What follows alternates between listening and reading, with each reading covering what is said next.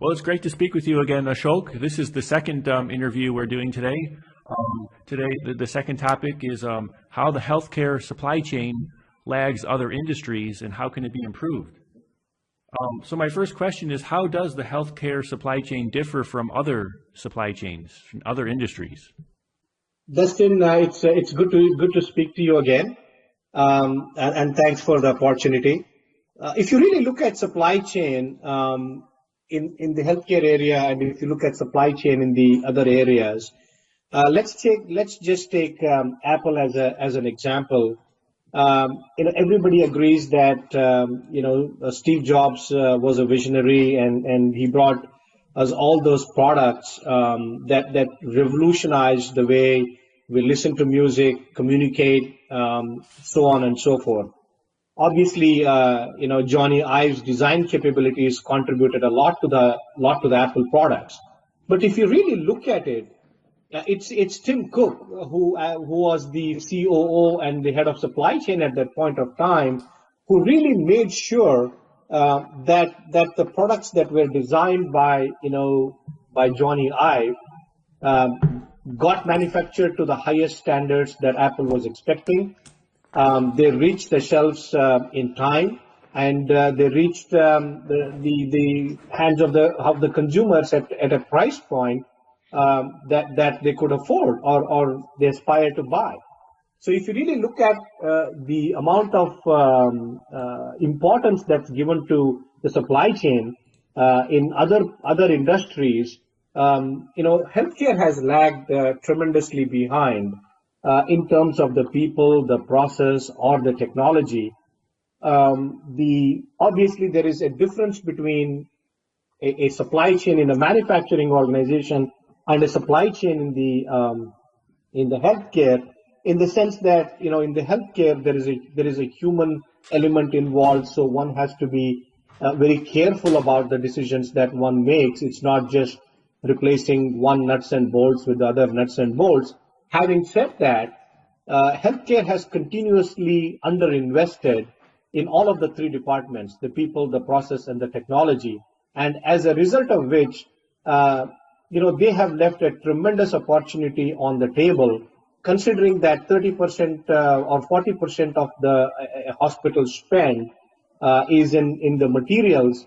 There is a great opportunity for healthcare to invest and take the right approach so that hospitals are being profitable, and by being profitable, they can serve a larger portion of the people, and hopefully the savings that they generate can actually be passed on to the recipient.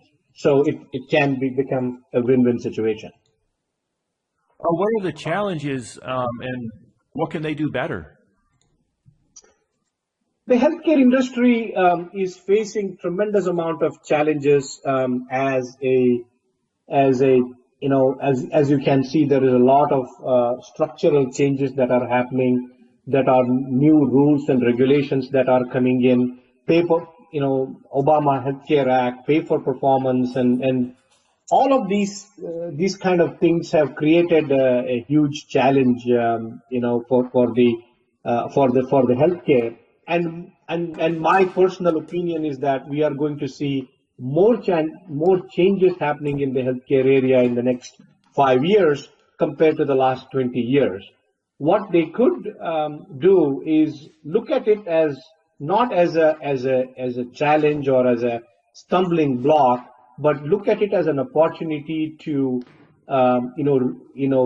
re-engineer their processes, look at how the supply chain is being managed, use some of the best practices from other industries, and be able to deliver the required cost savings as well as enhance the patient experience.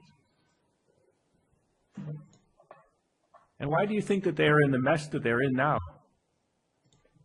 Well, variety of reasons, right? To be honest, historically, supply chain has not been the core competency in the healthcare area.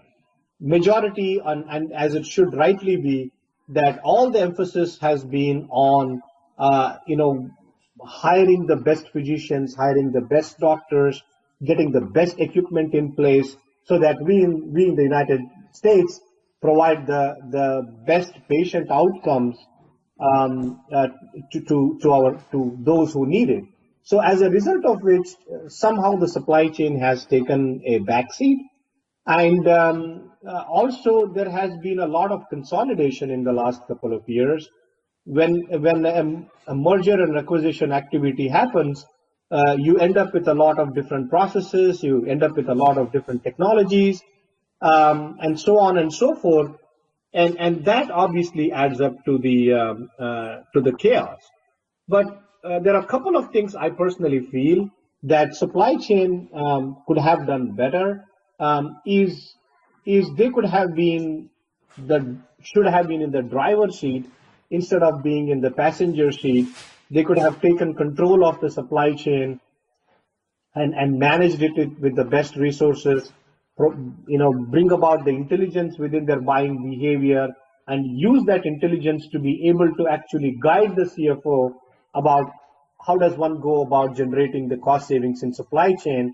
And that's an area that I personally feel could have been done better.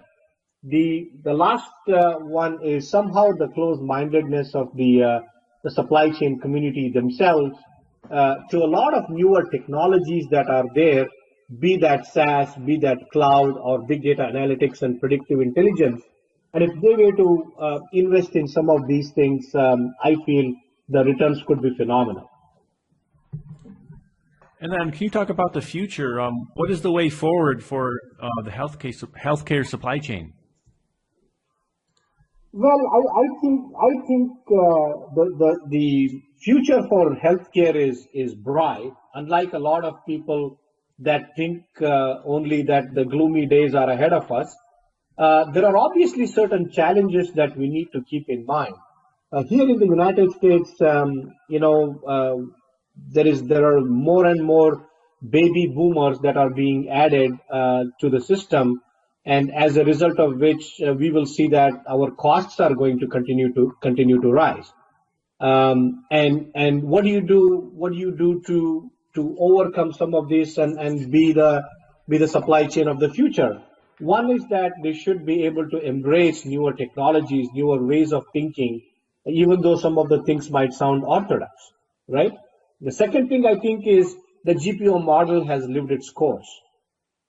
They have to look beyond that. They have to look beyond the GPOs and becoming self-sustaining and be able to run their own destiny. And definitely, I think some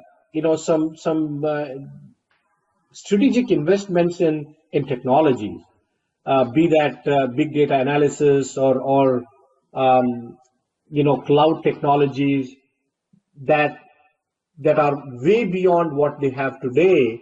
And if they were to invest in some of these things, then they are basically creating an ecosystem of supply chain, which, mirrors more of a, some of the leading examples that you have. You have a Walmart, you have an Apple, you have a General Electric, you have Procter and Gamble. These are all the companies that have created that vision. And I think by supply chain, by investing and taking a very concrete course, can become as cutting edge or as forward leading as some of those companies that I mentioned to you. Well, thanks, Ashok, for sharing again this great topic. Thanks a lot, Dustin. Thanks for having me, and it's a pleasure.